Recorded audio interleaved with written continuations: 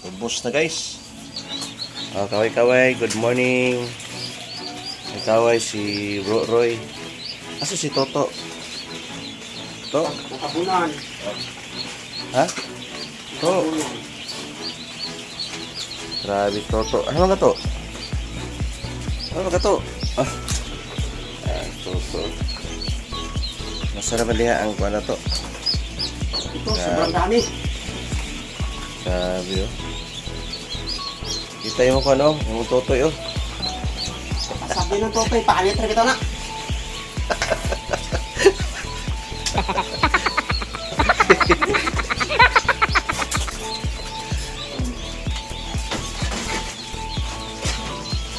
Handa na eh. Oh. Kayo. Kayo. Bebe, tingnan natin. Ito yan. Ah, grabe. Handa na eh. Oh? Grabe, di handa eh. Yan po aming Pure If1 Itik Pinas Certified Davao Breed. Tingnan nyo po.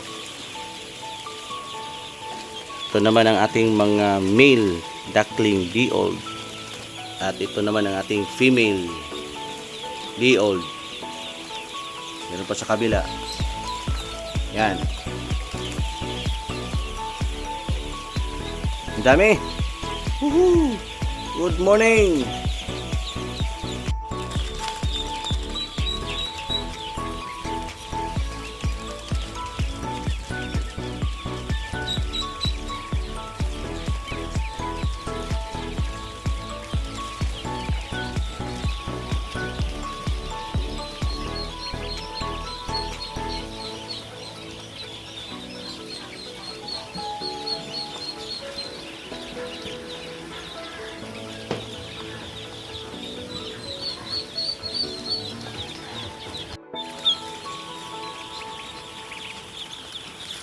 Yan ang aming duckling na may kaiba. Oh, tatlong paa guys. Oh.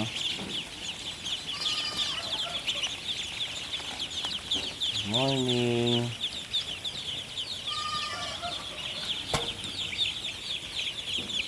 Good morning.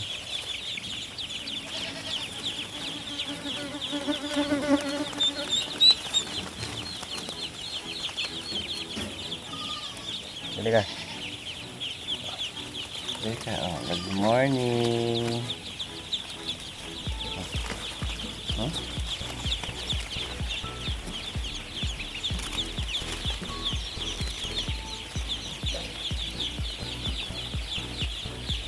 Ito yung kapatid niya, puti.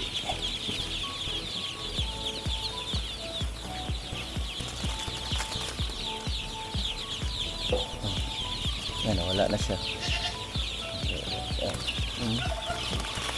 Titi.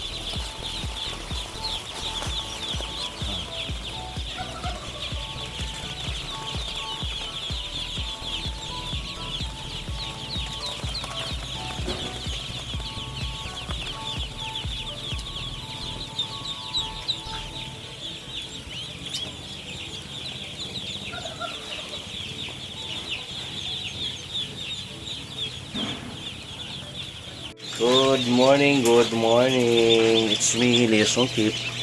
Itik Farming Davao guys. Good morning po. Sige. Yan ang aming mga ducklings today. Simple lang ang aming lagyanan. Ayan. At ang aming incubator, simple lang. Pero ang daming napoproduce na mga ducklings. Ito, dali ito. Tignan natin. Ay, good morning to. Grabe to. To, nakapi na ka to? Ha? Nakapi din sa to. Ang abog, dapat nagmas, no? Abog, no? Bro, di ka magmas, bro?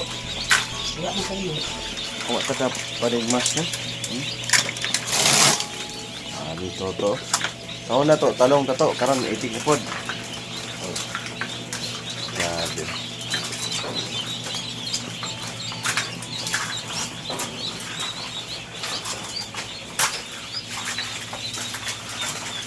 si Roy at si ito ang aking mga alalay dito sa exhibitor. Si Miss Lucilde yung tagaluto. Okay, meron pa? Marami pa. Ha? Marami pa. Oh, nahulog na.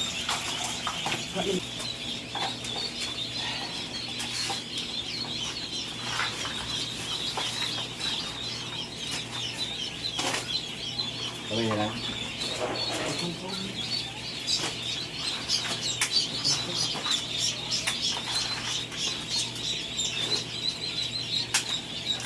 Nakita namin sa inyo yung aming natutudos today. Ayan o. Hindi pa namin na-classify yung kulay. Ang kayumanggi, ito po. May yellow sa dibdib. At itim. Itim na may yellow sa dibdib. Basta mga F1 po. Dalawang kulay na po talaga. May naman, may kaki. Yan po yung kaki na walang yellow po sa dibdib. Yan o, kaki. Mas madali siyang sexing guys yung mga ganitong breed, mga hybrid, mga Equipinas, F1. Kasi po, yung mga ganitong kulay ay 99.9 90% babae. Mas madali siya. Ano nang ginagawa namin, segregation na lang kami dito. Tapos, pero yung mga kaki, yung kulay brown talaga na walang yellow sa dibdib, ay siniksing pa namin. At saka yung itim. Okay, para ma-sure natin na babae yung mabigay natin sa mga nag-booking. Ito no? Nag-bookan na. So, ito pa yung aming mga fan na pipisa today. Simple lang po yung aming incubator. At ang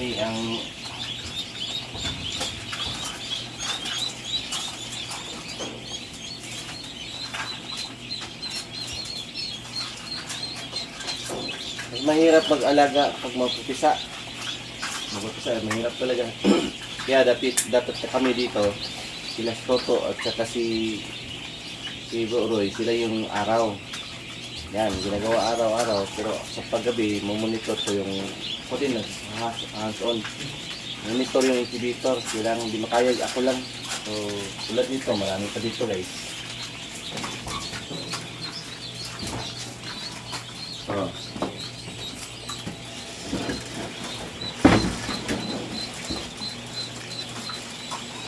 Puro pa yun yung top. Yan.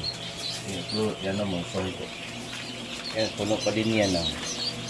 About to hatch na din po yan. Dami yan, oh.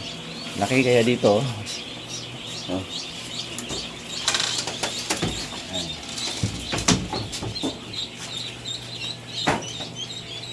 So, dito sa hatchery namin, ay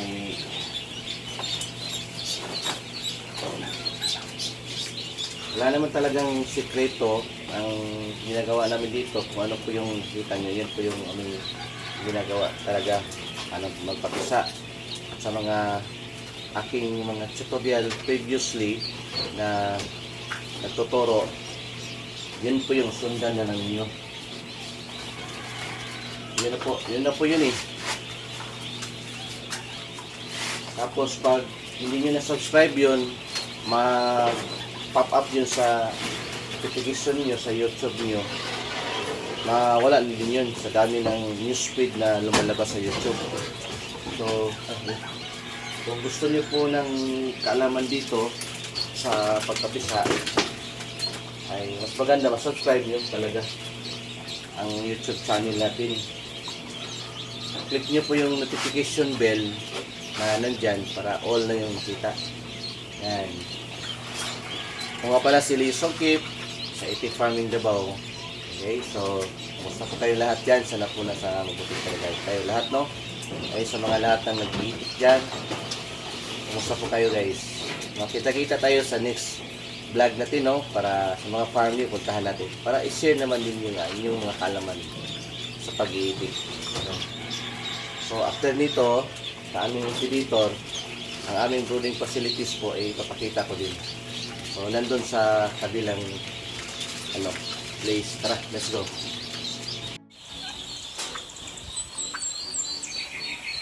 Dito po yung aming brooding facilities ng building na to.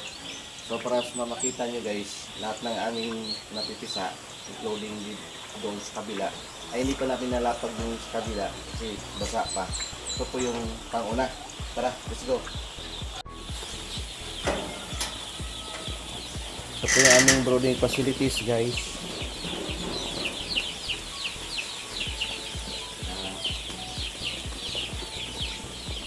Lagyan natin ito dito. Good morning. Yeah.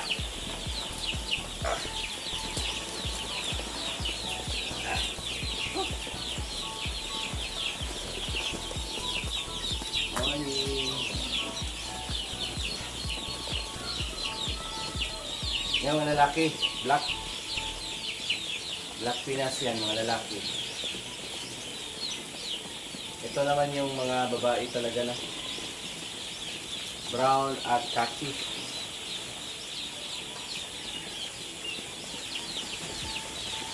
Good morning. Good morning. Itong aming facilities,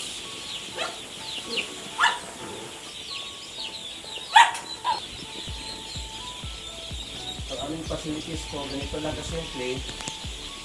So, ang importante po na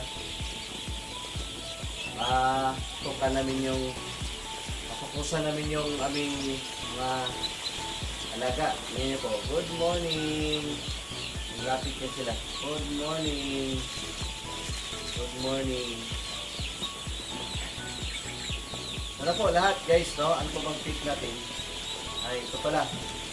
So pagka may brooding facilities kayo or yung lagyan na ng itik na mga day old pa lang, kailangan round.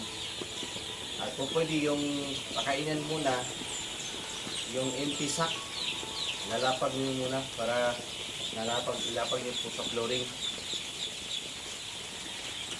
At ito pa, may sikreto tayo.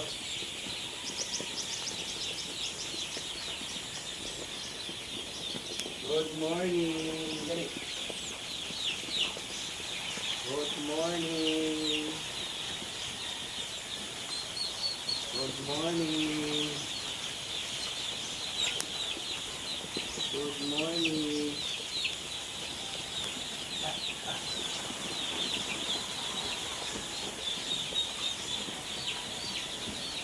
Morning. So guys, sa lahat po ng napisa namin na lahat ng batch niya po yung 1 week old namin, no? Isa lang ang puti, lalaki, no? Dali. Good morning, mabait, good morning. Laki na. Yan kilit to. Yan si motor.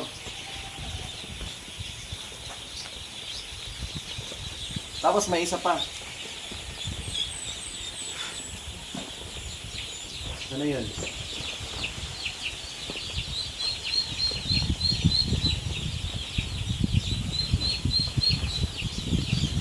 Good morning.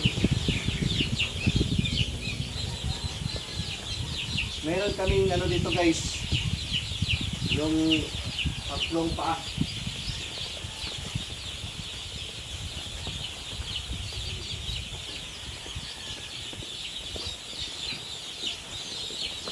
Meron kaming duckling dito na tatlo ang paa. Ayan, makikita namin ha. Na-vlog ko na to once eh.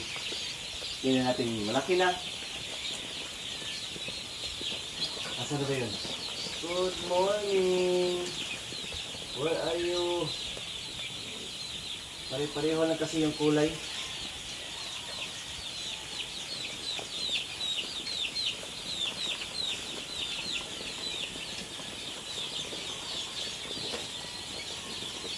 Ayan, nandito na siya, oh.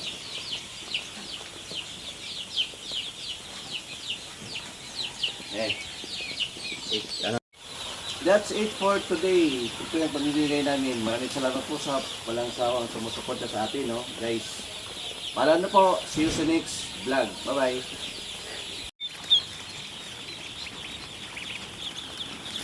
Yan ang aming duckling na may kaiba. Oh, tatlong paa guys, oh. Good morning.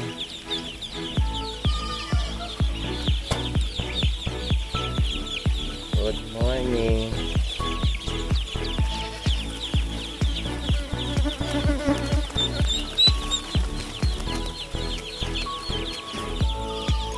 Halika. Good morning. Oh.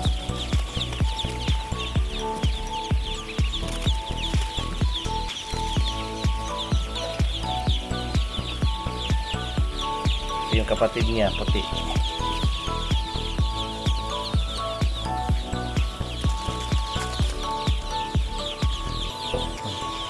Yan, wala na siya. Titi.